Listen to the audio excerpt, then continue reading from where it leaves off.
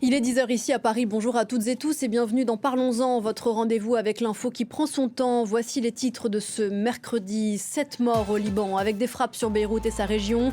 14 blessés dont un enfant dans un état grave en Israël. Des frappes israéliennes sur Téhéran. Une nouvelle nuit dans la guerre au Moyen-Orient. Et Donald Trump qui affirme que les États-Unis partiront très bientôt d'Iran dans 2 à 3 semaines, qu'un accord soit conclu sur Hormuz ou pas, dit le président américain.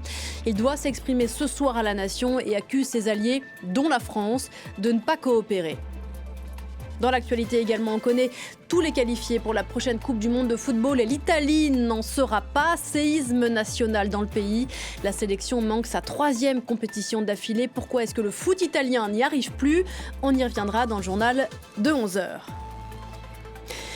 Notre émission nous emmène aujourd'hui au Japon. Le président français y entame le 2e jour de sa visite avant d'aller demain en Corée du Sud. Le Japon, voilà un pays qui a su créer autour de lui ces dernières années un pouvoir d'attraction largement alimenté par son soft power très puissant. Manga, animation, gastronomie, tourisme, la culture du pays du soleil levant rayonne à l'étranger. C'est à cette face-là et à l'autre que nous allons nous intéresser aujourd'hui avec mes invités. Derrière l'image d'un cool Japan, comme on l'a théorisé il y a plus de 20 ans, comment vont le Japon et les Japonais? Comment va la démocratie nippone? Comment va le vivre ensemble à la japonaise? Ou est-ce que la très nationaliste nouvelle première ministre japonaise, première de son histoire, emmène-t-elle son pays? Question posée à mes invités, César Castelvi, Pierre-Antoine Donnet, Caroline Postelvinet et Mélodie Sforza qui est à Tokyo pour Parlons-en. Bonjour à tous, merci d'être là. On a beaucoup de choses à se dire, c'est Parlons-en et c'est parti.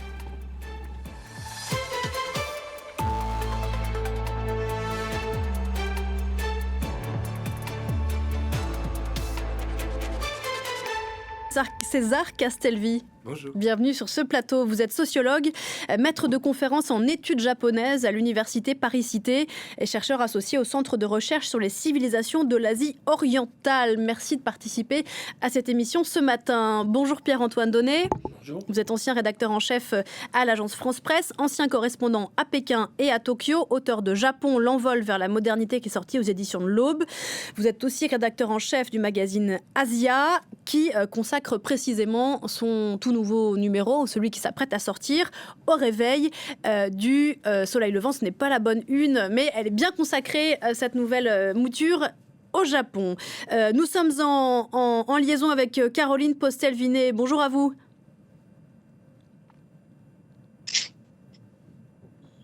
Alors, j'espère qu'on va vous entendre dans un instant. Directrice de recherche au CERI Sciences Po, autrice de Face à l'incertitude, le Japon, laboratoire de l'imprévisible, qui est sorti aux éditions du CERF. Et je signale une tribune que vous avez signée dans Le Monde il y a quelques jours.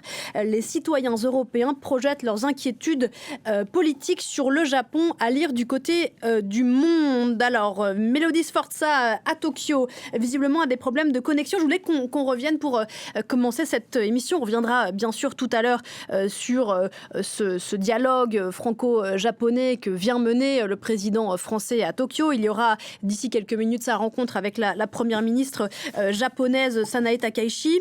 L'une des images qui nous est parvenue de ce voyage au Japon, c'est le moment où le président français a déballé une œuvre dédicacée du célèbre réalisateur Miyazaki.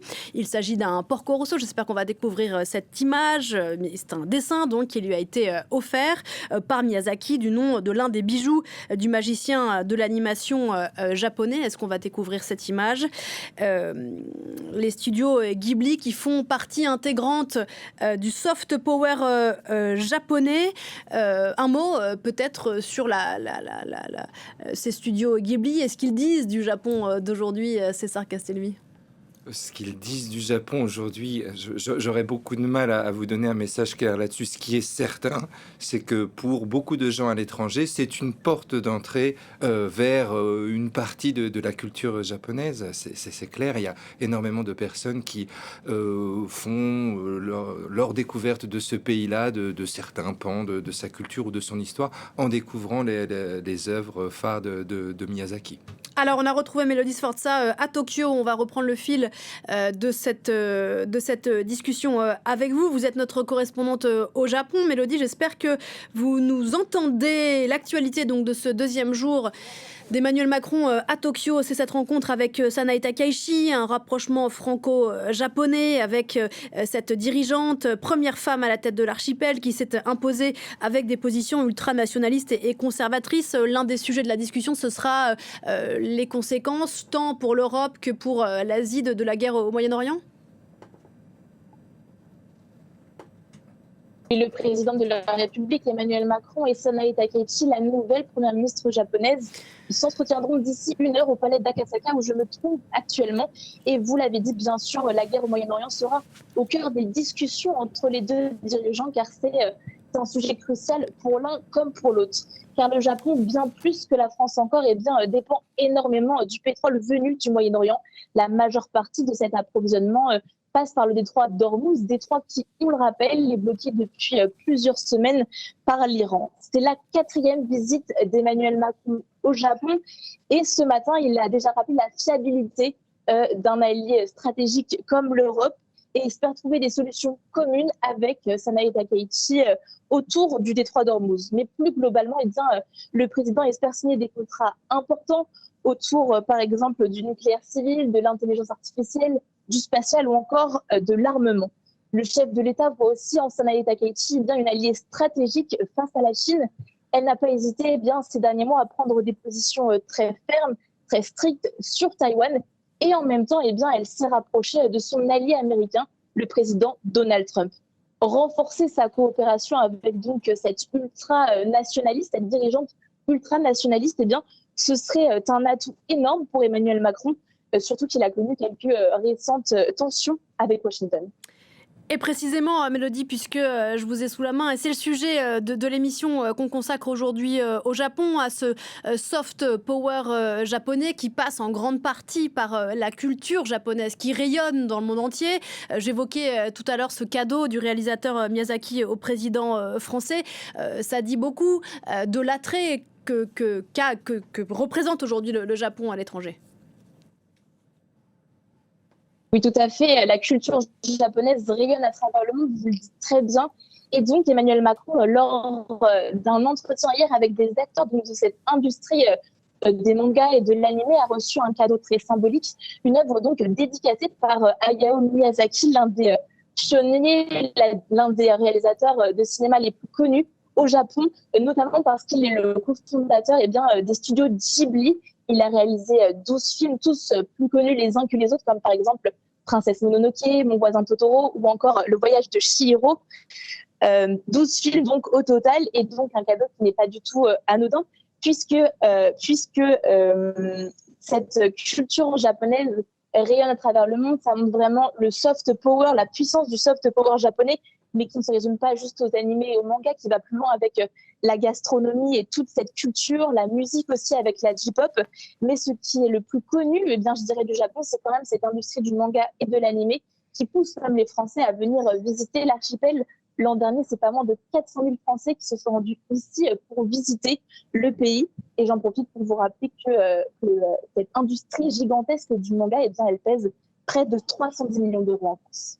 Mélodie Sforza depuis Tokyo, merci beaucoup Mélodie, et pardonnez-nous pour la mauvaise qualité de la liaison. Quand un étranger, Pierre-Antoine Donnet, pense au Japon, les premières images effectivement qui lui viennent à l'esprit sont celles des mangas, des animés, des cosplays, de la robotique, de la haute technologie, de la gastronomie. Mélodie en parlait à l'instant. Ça vient pas de nulle part, bien sûr. C'est une réalité japonaise. C'est aussi le produit d'une politique de rayonnement culturel. Je pense d'abord que c'est l'héritage de traditions très anciennes qui font que, par exemple, les touristes étrangers découvrent au Japon un héritage culturel particulièrement riche à travers les temples, les temples shinto, les sanctuaires et tout ça. Et donc, et également, c'est vrai aussi une image rassurante d'un pays où le taux de violence est extrêmement bas, où les femmes peuvent se promener où elles veulent jusqu'à minuit sans jamais être inquiétées à travers la mégalopole de Tokyo. Et si vous voulez, le contraste est frappant avec les sociétés occidentales. Alors c'est aussi bien sûr un héritage très ancien des cultures chinoises de l'époque.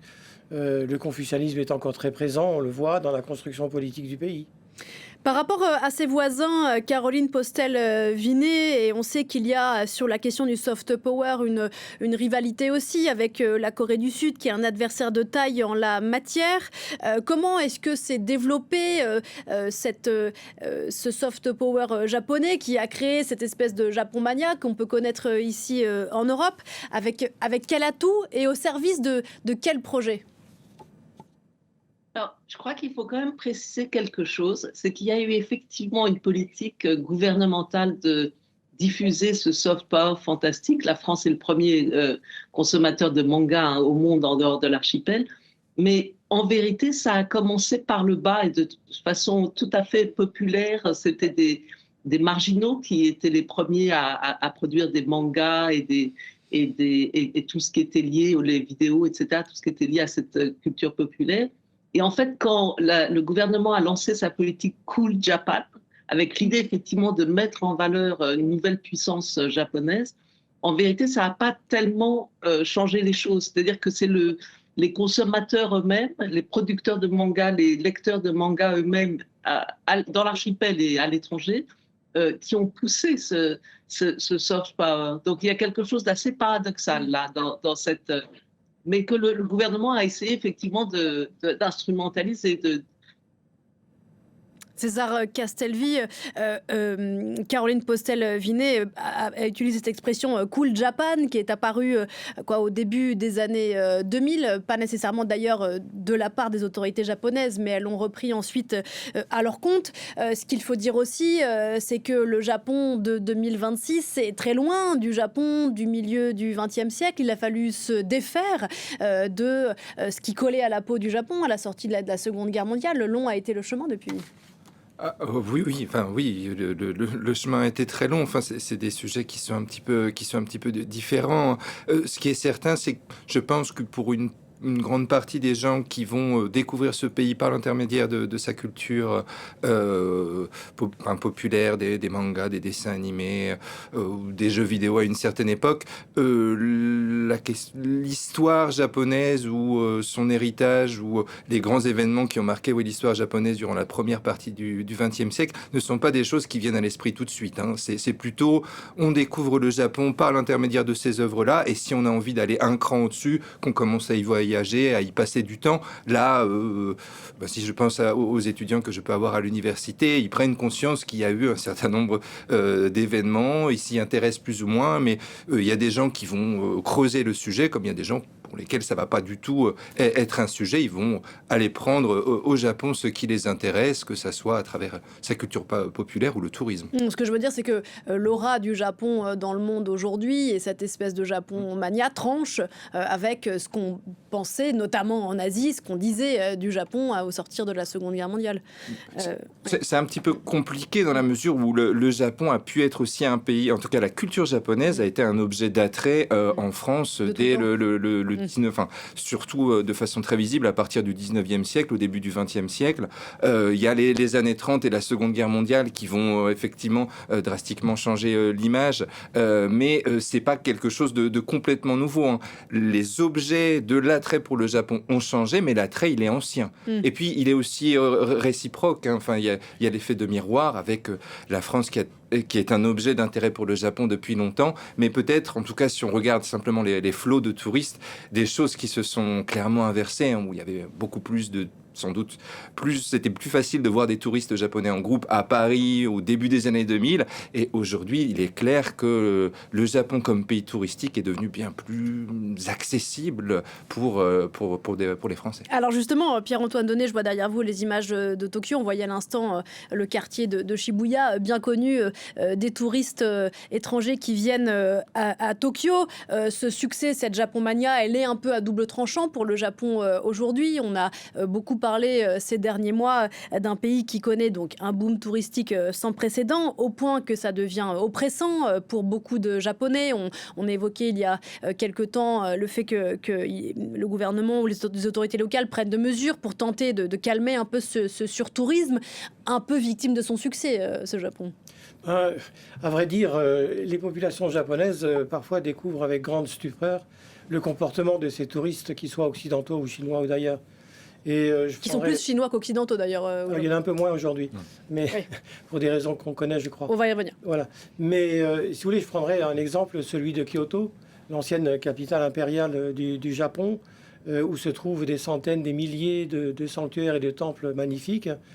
Eh bien, les habitants de Kyoto se sont sentis carrément colonisés par ces cohortes qui souvent se comportent d'une façon qui pour les Japonais est absolument inacceptable, avec des détritus partout, on parle très fort, on bouscule tout le monde, et dans des endroits où on ne le fait pas. Quand on est japonais, on ne le fait jamais, ce genre de choses. Et deuxième conséquence, ça c'est le tourisme de masse, c'est-à-dire que par exemple les prix de l'immobilier grimpent à toute flèche parce que beaucoup de ces maisons anciennes, les Machiya à Kyoto, sont rachetées pour des bouchées de pain par notamment les Chinois, pour ne encore une fois les nommer, et ce qui fait que les prix montent tellement que les habitants même de la ville, on voit des prix qui sont devenus inaccessibles pour eux. Ensuite, on voit le mont Fuji, là c'est pareil. Donc si vous voulez, pour ces Japonais, il a fallu adopter des règles pour essayer de faire en sorte que ces comportements soient en quelque sorte un peu canalisés. On voit derrière vous une image assez célèbre qui est ces fameuses épiceries Lawson qui sont un peu partout au Japon, et donc c'est un endroit où les touristes avaient l'habitude de se prendre en photo car on voit le mont Fuji. Je crois que ces images sont des images d'archives, car depuis une espèce de bâche noire a été installée précisément pour empêcher les touristes de s'agglutiner devant cette épicerie pour prendre cette fameuse photo. Oui. Si vous voulez, il y a un contraste étonnant entre un exotisme de pacotille que recherche une bonne partie de ces visiteurs qui restent une semaine, 2 semaines, et ces traditions très anciennes qui n'ont pas le temps de véritablement découvrir, encore moins de comprendre. Donc pour la population japonaise, ça laisse effectivement un certain malaise. Et oui, cette fameuse expression galvaudée, le Japon entre tradition et modernité. Alors justement, Caroline Postel-Vinet, est-ce que cette Japon-mania se nourrit d'une connaissance réelle du Japon? Et j'en viens au sujet que je voulais aborder au cours de cette émission. Est-ce que l'image qu'on a à l'étranger du Japon est vraiment correspond à la réalité de ce pays? Et c'est une excellente question. Moi, je suis fascinée par j'étais encore à Tokyo là pendant un mois en novembre. Je suis fascinée par le décalage immense entre l'attrait vraiment grandissant pour le Japon et la méconnaissance constante. C'est-à-dire qu'on continue à ne pas du tout connaître ce pays. Et donc, je pense que oui, on ne se rend pas compte que ce pays, en fait, alors tout ce qu'a dit Pierre-Antoine Donnet et César Castelbi, je suis tout à fait d'accord. Il y a, enfin, à vrai dire, le problème du surtourisme au Japon, il ressemble à ce qu'on connaît à Barcelone, à Paris, à Venise. Enfin, on sait très bien les désagréments du surtourisme. C'est pas si différent au Japon, sauf que c'est plus nouveau pour les Japonais. Mais ce que je voulais dire, c'est que il y a beaucoup de choses qui ressemblent entre le Japon et des pays comme la France. Il y a beaucoup de points communs, en fait. Si on va parler de géopolitique, mais par exemple, sur le plan de positionnement géopolitique, on est très proche du Japon. On a le même problème avec Donald Trump, en vérité, par exemple. On croit à la liberté d'expression autant que possible. Je veux dire, la presse reste quand même libre, les gens votent. Il y a quand même beaucoup de points communs. On est des sociétés démocratique post-industrielle, avec les problèmes que ça pose, avec une démographie déclinante, avec des problèmes que ça pose. Voilà, donc on a en fait, derrière cet exotisme qui frappe tout de suite, il y a en vérité une société qui est beaucoup plus proche de nous qu'on ne peut le penser. Vous êtes d'accord avec ça, César Castelvi?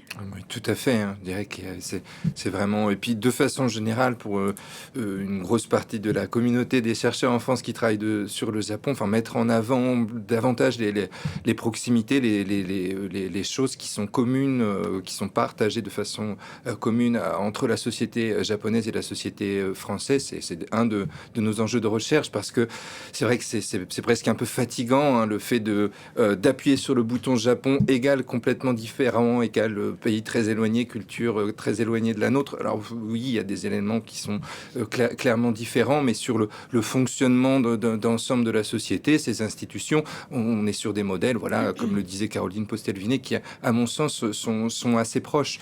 Quand on dit par exemple que le Japon a fait de la perfection une espèce de mantra, tant dans le système éducatif qu'administratif, on est dans un cliché absolu? Déjà, ça n'a pas toujours été comme ça. Alors c'est vrai qu'aujourd'hui, quand on achète un produit manufacturé japonais, peu importe ce qu'on achète, on est impressionné par le fait que c'est solide, c'est joli, c'est fiable. Mais ça n'a pas toujours été comme ça. Et c'est vraiment aussi à prendre en compte dans la façon dont, alors le Japon, en tout cas le monde industriel japonais, a réussi à se créer une image de fiabilité. Une image qui est complètement exportée dans une espèce d'ensemble, mais le discours sur la perfection japonaise, il faut alors c'est vrai sur certains aspects, mais il faut aussi s'en méfier, je pense. Alors, puisque nos sociétés se ressemblent par beaucoup d'endroits, ce que vous disiez à l'instant, Caroline Postel-Vinet, il y a quelque chose qui est très vrai au Japon, qui est vrai aussi en France. C'est une société vieillissante, problème de renouvellement des générations. D'ailleurs, on le voit quand on le voit à l'œil nu, sans être ni sociologue ni démographe. Il y a beaucoup de petits emplois qui sont occupés par des personnes âgées au Japon, et ça, c'est un problème pour cette société japonaise. Si vous voulez, là, je vais aussi mettre en relief des clichés qu'on colle au Japon de façon régulière et qui ne correspondent que vraiment très très peu à la réalité. On dit les Japonais sont très riches, c'est faux. C'est totalement faux. La majorité des foyers japonais ont des difficultés pour les fins de mois. Et les questions que se posent les Japonais, par exemple, le taux de natalité qui est en chute libre, on le retrouve ailleurs. La Corée du Sud est en fait le pays où là, le recul de la natalité est le plus fort, sans parler de Taïwan ou de la Chine populaire. Donc, et alors, autre cliché, on dit ce Japon immobile qui ne changera jamais. Rien n'est plus faux. L'exemple le plus frappant, ça a été l'élection de Madame Takaichi à la tête du gouvernement japonais. Première femme à y arriver depuis très très longtemps.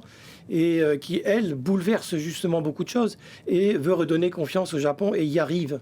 Et là, ce qui m'a semblé le plus intéressant de voir l'évolution de la société, notamment des jeunes, c'est que quand on regarde en détail comment se sont passées ces élections, ce sont surtout les jeunes qui ont voté pour elle et qui se sont mobilisés. Et là aussi, autre cliché, on disait les jeunes japonais ne s'intéressent pas à la politique. Là, on a eu la démonstration du contraire. Donc, c'est une société qui vit avec une grande fermentation à la fois culturelle et maintenant aussi politique et qui s'interroge sur son avenir beaucoup plus que ce qu'on veut dire. On l'a vu, on la voit à l'écran derrière vous, Sanae Takaichi, la première ministre japonaise, que le président français doit rencontrer d'ailleurs pour la première fois en vrai, si j'ose dire, car ils ne se sont, je crois, que croisés depuis qu'elle a été nommée à la tête du gouvernement japonais et qui doit rencontrer d'ici quelques minutes à Tokyo. Alors justement, Caroline Postel-Vinet, puisque nos sociétés ont beaucoup de points communs, est-ce que vous direz que la démocratie japonaise, qui fonctionne certes, elle est elle aussi un peu à l'image de sa population un peu vieillissante? Est-ce que les contre-pouvoirs aujourd'hui au Japon jouent leur rôle? Et puis on parlera après du rôle de la presse. Oui, je trouve que la démocratie fonctionne bien. Alors, on a beaucoup dit qu'on a voté pour une ultranationaliste. C'est vrai qu'elle est à la droite du PLD. Elle n'est pas dans un parti d'extrême droite. Elle est à la droite simplement de ce parti. Déjà, 2 semaines après son vote, 67% de la population considérait que le parti avait trop de sièges. Donc, on a une presse qui fonctionne avec parfois des problèmes, tout comme en France. On a des électeurs qui votent, on a des électeurs qui sanctionnent, il y a des électeurs qui peuvent manifester, qui ne vont pas, comme sur la place Tiananmen ou à Moscou, être écrasés par des chars. Enfin, je veux dire qu'on a les éléments d'une démocratie qui fonctionne. En revanche, il y a une méfiance grandissante à l'égard des institutions, avec des chiffres, encore une fois, qui sont très comparables à la France, avec une méfiance à l'égard des partis, à l'égard de toute institution publique. Mais à la différence de la France, nous n'avons pas un vrai mouvement populiste au Japon qui est capable d'arriver aux portes du pouvoir. On a eu plein de petits mouvements populistes qui ont fait maximum 12-15% des voix, mais on n'a pas on n'a pas l'équivalent du RN au Japon qui arriverait aux portes du pouvoir. C'est encore une fois le Parti libéral-démocrate est un parti très hétéroclite avec des tas de factions plus ou moins centristes, plus ou moins de droite. C'est un parti conservateur, mais ce n'est pas un parti dégagiste, renversons la table, etc. Donc on a des mêmes problèmes de défiance à l'égard des institutions au Japon qu'en France, qu'en Angleterre, qu'en Allemagne, mais pas avec une poussée populiste aussi forte que dans nos pays européens. Une défiance alimentée, César Castelvi aussi, mais effectivement, en parlant, je vois bien les parallèles avec les vieilles démocraties européennes, marquées aussi par des affaires de corruption. Ça a été le cas autour de Shinzo Abe, ancien dirigeant assassiné. On reparlera dans un instant justement du système carcéral et judiciaire japonais, mais il y a eu beaucoup d'affaires de corruption ces dernières années dans la classe politique japonaise. Alors, je dirais, c'est pas que ces dernières années, en fait, c'est régulier hein, dans l'histoire voilà, du Jiminto, enfin du PLD qui est au pouvoir de façon quasi continue depuis 1955. C'est des affaires régulières dont certaines ont pu déboucher sur des démissions de premiers ministres également. Hein, ça s'est vu dans les années 70, à la fin des années 80. C'est quelque chose qui n'est pas nouveau. Et de toute façon, si on regarde les données, les enquêtes qui portent sur le sujet évoqué par Caroline Postelvinet, la confiance vis-à-vis du monde politique au Japon, elle est basse depuis très longtemps. Je dirais que c'est pas... Mais là où il faut peut-être nuancer ou apporter un écart... il n'y a pas un niveau de confiance très élevé, mais ça ne veut pas forcément dire défiance. Ça peut vouloir dire plutôt aussi des intérêts. Si je pense au monde que je connais le mieux, qui est celui du monde des médias au Japon, ça se révèle plutôt comme ça. C'est pas que il y a un sentiment anti-média très très fort au Japon. Par contre, il y a un désintérêt pour cette question-là, avec des jeunes qui vont moins regarder la télévision et les journaux. Et ça, c'est quelque chose qui, à long terme, peut aussi poser un certain nombre de problèmes. Alors justement, cette presse japonaise, Pierre-Antoine Donnet, vous qui êtes ancien rédacteur en chef de l'AFP à Tokyo, est-ce qu'elle travaille librement? Alors, en préparant cette émission, je voyais une de nos consoeurs raconter, alors qu'elle était journaliste à Tokyo, dire que lors des conférences de presse, par exemple, avec des responsables politiques, les questions qui allaient être posées devaient être formulées à l'avance, ce qui, dans certaines démocraties, peut choquer. Est-ce que vous en avez fait l'expérience? Et si oui, qu'est-ce que ça dit de cette presse japonaise et de sa capacité à travailler? Alors, d'abord, je dois dire que j'étais au Japon pour l'agence France Presse dans les années 90, pendant 6 ans. Depuis, les choses ont beaucoup changé. Oui. Évidemment, j'ai bien vu comment fonctionnaient ces clubs, les Kisha Clubs. Racontez-nous, c'est quoi les Kisha Clubs? Les Kisha Clubs, donc, ce sont des clubs de journalistes qui sont rattachés à un ministère, ou par exemple le cabinet du Premier ministre, ou des grandes entreprises. De presse présidentielle, comme ici on peut avoir ici en France. France. Qui donc sont fidélisés, entre guillemets, et qui ont des lignes rouges à ne pas franchir. Et s'ils les franchissent, ils sont bannis à jamais. Donc ça oblige à une certaine réserve, parfois à une autocensure. Je pense que c'est beaucoup moins le cas aujourd'hui, parce que pour reprendre effectivement tous ces scandales les uns après les autres de corruption, ça a quand même jusqu'à un certain point libéré la parole. Je dis bien jusqu'à un certain point. Mais si on juge par l'ensemble, la population japonaise sait très bien ce qui se passe quand même. C'est-à-dire que l'information est quand même relativement libre. Et là, pour reprendre un parallèle que faisait Caroline tout à l'heure, ça n'a rien à voir avec la presse en Chine qui, elle, est absolument soumise au pouvoir. Oui, alors c'est sûr que si on compare avec ce qui se fait de plus autoritaire, ce que je voulais dire, c'est que c'est une presse d'une démocratie vivante. Oui. Elle a ses limites, comme toutes les démocraties, mais aussi une démocratie qui s'interroge beaucoup pour justement cette fragilité qu'on voit dans le système démocratique à travers le monde aujourd'hui. Donc on met des limites, c'est vrai, elles sont là, elles s'estompent pour certaines. Mais bon, on va peut-être parler de géopolitique. Là aussi, il y a d'énormes interrogations dans la population japonaise d'aujourd'hui du fait de sa situation géographique, toute proche de Taïwan, avec des menaces chinoises qui sont croissantes. On va y venir, bien sûr, aux menaces autour de Taïwan et au discours de Sanae Takaichi. On va voir l'image en direct de Tokyo, qui est sur le tapis rouge et qui attend d'une minute à l'autre l'arrivée du président Macron, qui, attention, je vais sombrer dans le cliché, contrairement aux Japonais, lui, souvent en retard. On annonce une conférence de presse d'ici 1 heure. Bon, je crois que le cliché est unanimement adopté, validé par mes invités en plateau. Conférence de presse qui est prévue d'ici 1 heure. Une démocratie qui s'interroge. Caroline Postelvinet, disait Pierre-Antoine Donnet à l'instant. Vous êtes d'accord avec ce questionnement, cette analyse ? Oui, tout à fait. Et je suis aussi d'accord avec la petite correction de César. En effet, c'est plus des intérêts que des défiance active. c'est une démocratie qui s'interroge, qui est d'abord a été très secouée ces derniers temps avec des changements de gouvernement répétitifs. Je trouve ça extrêmement drôle, cette image qu'on voit à l'écran de Macron en retard et de Madame Takechi très très crispée. Mais oui, c'est une démocratie qui est en plein renouvellement, qui se pose des questions assez similaires aux nôtres quand même, parce qu'on voit aussi des questions sur la représentativité, etc. Et ouf, il est arrivé, Monsieur Macron. Mais si vous voulez, avec des réponses qui sont assez différentes, encore une fois, on voit plein de petits partis se former, apparaître, disparaître, etc.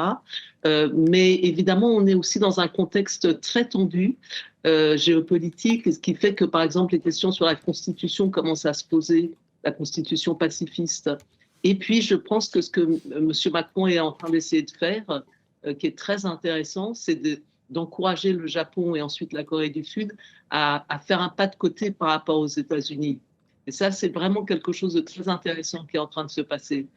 Encore un mot sur ta société japonaise avant de venir. Je vois bien que vous voulez parler de géopolitique. C'est pas faute d'essayer de vous emmener vers un côté plus sociétal. Mais est-ce que cette société japonaise va bien? Alors, vaste question. Je vous vois ouvrir la bouche, César Castelvi, parce que, vu d'ici, et encore une fois, je me fais le porteur de clichés qu'on peut avoir, mais c'est important de passer du temps à essayer de déconstruire ces clichés. On a parlé de sa société vieillissante. On a aussi parlé du système. On parle aussi souvent du système éducatif japonais qui serait, pour en revenir à la question de la perfection, tellement exigeant qu'il empêcherait peut-être des trajectoires individuelles, une forme de capacité à développer l'esprit critique de chacun. Il y a aussi ce phénomène dont on parle beaucoup ici en Europe, des évaporés. Quelques milliers de personnes, les chiffres ne sont pas clairs, qui chaque année disparaissent parce que la pression semble trop forte. Qu'est-ce que ça dit de sa société? Est-ce qu'elle va globalement bien? Alors, je mets tout de suite la question des évaporés de côté parce que je ne suis pas certain que ça puisse nous apprendre beaucoup de choses. Mais quand on pose une grosse question comme vous l'avez posée, est-ce que la société va bien? On peut regarder une chose assez simple qui est: est-ce que les gens sont enclins éventuellement à fonder une famille, à avoir des bébés? Je ne dis pas que c'est l'objectif ultime à atteindre pour tout le monde. Ça ne veut pas dire qu'on va bien. Mais le fait quand même qu'il y a de telles difficultés de cette population à se renouveler, c'est quand même pas un signal extrêmement positif. Vous parliez tout à l'heure de ce point commun entre Europe et Japon, Europe de l'Ouest en tout cas, qui est celui des sociétés vieillissantes. Et dans le cas du Japon, c'est flagrant. Et quand on dit que ça se voit à vue d'œil, c'est vraiment à vue d'œil. Il y a des zones dans le Japon plus rural avec des villages ou des villes, des petites villes qui commencent littéralement à disparaître. Quand vous êtes dans une ville, alors Tokyo, il faut surtout pas se fier à Tokyo parce que c'est là où, en tout cas, la jeunesse, y compris qui vient des régions, va avoir tendance à se rassembler aussi pour des questions d'opportunités professionnelles. Mais il est clair, quand on va dans les quartiers, les supérettes, les fast-foods, vous regardez quel est le profil des gens qui travaillent, vous aurez aujourd'hui des étrangers et des personnes âgées, parce que le besoin en main-d'œuvre de la société japonaise est tel que toutes les personnes en capacité de travailler aujourd'hui vont être sollicitées. Est-ce que, voilà, c'est la réponse que je pourrais donner. Vaste question, élément de réponse sur cette santé de la société japonaise. Là aussi, il y a eu nombre d'enquêtes sur le nombre de suicides, notamment au sein de la jeunesse. Donc, si vous voulez, ça révèle bien entendu un certain niveau de malaise. Mais là encore, je voudrais me raccrocher à l'actualité. On voit à quel point Sanae Takahashi, on est au nom de son bord politique, c'est quelque chose de différent, a su quand même catalyser un enthousiasme qui est incroyable au Japon. Et ça, là, par contre, on peut parler de renverser la table jusqu'à un certain point. Avant, les premiers ministres avaient un discours convenu, assez rigide et très ennuyeux. Et elle, justement, bouscule les normes. Et son objectif est justement de redonner confiance à la population japonaise. Et je crois que c'est son but premier. Et pour le moment, elle y arrive. Alors, c'est vrai qu'aujourd'hui, les incertitudes sont telles dans le monde d'aujourd'hui que personne ne peut dire ce qu'en sera le monde dans un an. Mais donc voilà. Et puis ensuite, bon, c'est vrai qu'il y a aussi quand même des survivances du passé. Au sein du G7, le Japon est le seul pays qui a conservé encore la peine de mort, à part les États-Unis, mais seulement dans certains États. Et c'est aussi sujet à débat. Vous voyez, tous ces sujets qui étaient autrefois presque tabous, sinon complètement tabous, aujourd'hui sont discutés dans la presse. Ça prouve aussi une grande évolution. Alors justement, vous évoquez la peine de mort, effectivement, puisqu'on essaie d'aborder rapidement, parce qu'il faudrait bien sûr y passer des mois, quelques traits de cette société japonaise. Il y a effectivement cette peine de mort, alors qui existe toujours, mais qui n'a plus été appliquée, je crois, depuis 2017. Il y a un système carcéral qui est très dur au Japon. Vous évoquiez tout à l'heure une criminalité qui est faible, oui. Oui, je voulais juste rajouter que sur ce sujet de la peine de mort, il y a eu des erreurs judiciaires tragiques où on a vu des personnes qui ont passé des décennies dans les couloirs de la mort qui en sont ressortis fous. Et ça a marqué l'opinion publique aussi. Eh ben, on va regarder un extrait d'un reportage que nos correspondants, notamment Mélodie Sforza, qu'on a entendu tout à l'heure, précisément à cette question de la peine de mort au Japon, qui fait débat, mais qui est une réalité et qui est encore soutenue, il me semble, par une grande majorité des Japonais. On va regarder quelques images, on en parle juste après. En 10 ans, le Japon a exécuté 33 condamnés à mort. Le dernier en date, en juin dernier. Dans l'archipel, la peine capitale se fait par pendaison. Ce Japonais, aujourd'hui avocat, était surveillant pénitentiaire en 1970. Cette photo a été prise à l'époque où je venais tout juste de devenir gardien de prison. À 24 ans, il est affecté dans l'un des 7 centres de détention pour condamnés à mort du pays. 8 mois plus tard, il assiste à une exécution. D'abord, on passe la corde autour du cou du condamné. Le chef du service lève la main. Quelqu'un tire le levier d'un coup. Clac, comme ça. Le sol se soulève comme s'il y avait un ressort. Et le corps chute lourdement, dans une trappe. Boum. 55 ans plus tard, l'ancien gardien se souvient parfaitement du sentiment qu'il a ressenti. J'étais à 2 doigts de m'effondrer, complètement livide. Le médecin qui examinait le corps m'a dit « Ton visage est plus bleu que celui du mort ». Puis on m'a demandé de garder le silence, de n'en parler à personne, pas même à mon épouse. Au Japon, les condamnés à mort restent dans des cellules individuelles de 6 mètres carrés, sous l'œil d'une caméra activée en permanence. La journée, ils doivent rester assis. La nuit, la lumière reste allumée pour empêcher les suicides. Un isolement total qui affecte la raison. Voilà, extrait d'un reportage de Ayana Nishikawa, Alexis Bréger et Mélodie Sforza.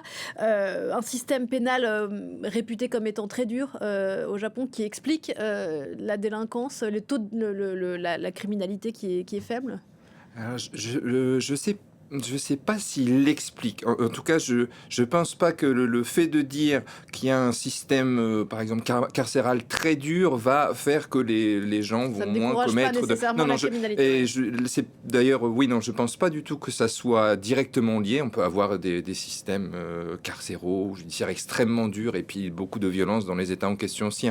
En revanche, si on va chercher du côté des explications à un niveau effectivement de civisme aujourd'hui très élevé aussi, parce qu'il faut, si on regarde sur un temps long, c'est pas quelque chose qui est là depuis des millénaires non plus, mais ce qui est certain, c'est que la puissance plutôt de l'autocontrôle, du regard des autres, de la peur de jugement des voisins, de ses camarades ou des gens qui sont proches sur des actes qui pourraient être répréhensibles et je dirais bien plus efficace et bien plus puissant pour essayer de comprendre qu'est-ce qui fait qu'effectivement, si on se balade dans la rue, si on passe du temps là-bas, les incivilités sont moins présentes. On peut effectivement laisser son téléphone portable sur une chaise, il restera là plusieurs heures. Ça n'a pas empêché un ancien Premier ministre d'être assassiné en 2022. D'ailleurs, il me semble que son meurtrier avait échappé à la peine de mort à laquelle il aurait pu être condamné. Pour revenir à Sanae Takaichi et au fait qu'elle est elle arrive à un moment historique pour le Japon. On vous a retrouvé, Caroline Postel-Vinet, je suis ravie. Justement, Sanae Takaichi, elle incarne quelque chose qui est un peu contre-intuitif. par rapport à cette société japonaise où la place des femmes, on évoquait la modernité japonaise, la place des femmes est encore à prendre. Oui, tout à fait. Alors, c'est pas le. Oui, c'est sûr. Enfin, moi, en tant que femme, je peux vous dire qu'on n'est pas si formidable que ça. Enfin, je veux dire, on donne beaucoup de leçons de morale et de jugement sur le Japon. Franchement, on peut aussi un petit peu balayer devant notre porte. Mais pareil sur l'éducation, moi, je travaille à Sciences Po. Je peux vous dire que la compétition, la dureté, tout ça, ça existe aussi chez nous. Mais bref. Je pense que ça a été incroyable le fait qu'une femme arrive au poste de Premier ministre. Hein. On n'a jamais eu de présidente française nous-mêmes. Et puis elle fait du hard rock, elle fait de la moto. Enfin, je veux dire, elle a un côté garçonne comme ça qui a beaucoup plu aux jeunes femmes japonaises. Hein. Ça, c'est vrai qu'elle décoiffe complètement. Et ça reflète aussi le changement de la société japonaise. Enfin, je veux dire, au Japon, on parle des LGBT, on parle des droits des femmes, on parle de toutes sortes de sujets dont on parle aussi maintenant. Je me souviens quand même de cette journaliste, pardon, je vous interromps, cette journaliste dont on avait beaucoup parlé, qui avait tenté de faire ce documentaire sur MeToo au Japon, qui s'appelle Shiori Ito, qui avait été harcelée, qui avait dû même, je crois, quitter le Japon, parce qu'en fait, ce qu'elle disait, les Japonais n'étaient peut-être pas prêts. Alors évidemment, il ne s'agit pas de dire que les Européens seraient en avance. On s'intéresse au Japon aujourd'hui, donc voilà, dont acte. Mais il y a encore des mécanismes, des mouvements qui peinent à monter. Alors, Shiori Ito, absolument. Elle a déclenché le hashtag MeToo au Japon. Elle a publié un livre écrit en japonais, traduit dans toutes sortes de langues. Elle a fait bouger les lignes. Alors, je pense vraiment qu'effectivement, c'est un peu plus dur. Enfin, en tant que femme, c'est pas en tant qu'occidentale, hein, mais en tant que japonaise au Japon, c'est certainement plus dur. Mais je voudrais quand même insister sur le fait qu'on a une façon de regarder le Japon qui, à mon avis, je le disais dans une tribune récemment, c'est un peu le reflet de nos propres malaises, de nos propres problèmes. On a, par exemple, quand on dit l'envers de la perfection au Japon, en fait, d'abord, c'est pas une perfection dont il s'agit, mais c'est plutôt de la précision. C'est pas tout à fait la même chose, mais c'est un peu nos fantasmes et nos problèmes qu'on projette sur le Japon. Hein. Je crois qu'il faut vraiment, vraiment faire attention à ça. On peut avoir une vision LFiste du Japon, une vision macroniste du Japon, une vision RNiste du Japon. On n'aura aussi pas tout à fait le même regard. Mais en gros, on a tendance un petit peu enfin, je pense qu'un problème comme le problème des femmes, qui m'intéresse beaucoup, c'est quand même un problème transnational. Et je pense qu'il faut vraiment réfléchir de cette manière-là, si vous voulez, pour comprendre ce qui est en train de se passer. Comme par exemple le rapport à la famille. Bon, nous aussi, on est en pleine chute de natalité. Il faudrait un peu plus penser en tant que société démocratique post-industrielle, quels sont nos problèmes communs. Et puisqu'il nous reste quelques minutes, parlons donc de Sanae Takaichi. Alors, qu'est-ce qu'elle a promis aux Japonais et où est-ce qu'elle emmène son pays? Peut-être on peut répondre ensemble à cette question. Pierre-Antoine Donnet, quelle est sa promesse pour le Japon? Elle est tout d'abord domestique, c'est-à-dire elle a promis aux Japonais que les prix des produits alimentaires, par exemple, seraient stabilisés, sinon pour certains, moins chers. Parce que le coût de la vie, c'est un vrai sujet aujourd'hui. Mais c'est devenu prépondérant, comme dans bien des démocraties d'ailleurs, hein. Aux États-Unis, on peut penser que ça a été la raison numéro 1 de l'élection de Donald Trump. Et donc, là aussi, si vous voulez, là, elle veut marquer les esprits en disant je vous apporterai des réponses à vos interrogations quotidiennes, c'est-à-dire vos difficultés financières, tout ça. Alors ensuite, elle a aussi, bien sûr, prononcé les mots qu'on connaît à l'automne dernier à l'égard de Taïwan. Elle a dit très peu de choses, d'ailleurs. Elle a dit ce qui est une loi depuis 2015, c'est qu'en cas d'agression chinoise contre Taïwan, ce seraient les intérêts vitaux du Japon qui seraient menacés et que donc il y aurait une réaction peut-être militaire. Ce qui a provoqué une crise diplomatique avec... Oui, bien sûr, ça a causé la fureur simulée ou réelle des autorités de Pékin, qui ont vu un exemple à ne pas suivre dans le reste de l'Asie et qui donc ont déclenché ce qu'on a vu, des représailles, des menaces multiples. Mais elle a tenu bon. Et là aussi, elle a montré sa force de caractère. Et là où auparavant, on aurait pu voir des premiers ministres revenir partiellement sur leurs propos ou rajouter des éléments de langage qui en fait revenaient à dire non, j'ai jamais dit ça. Là, c'était le contraire. Et tous les sondages ont montré à quel point elle est devenue populaire aussi grâce à cette volonté ferme qu'elle a. Elle incarne un Japon qui tient bon, César Castelvi et Sanai Takaichi. Oui, enfin, je trouve que durant l'émission, ce qu'elle apporte de nouveau a beaucoup été mis en avant, alors que moi, à mon sens, en fait, en dehors du fait d'être une femme, je vois pas tellement de changement.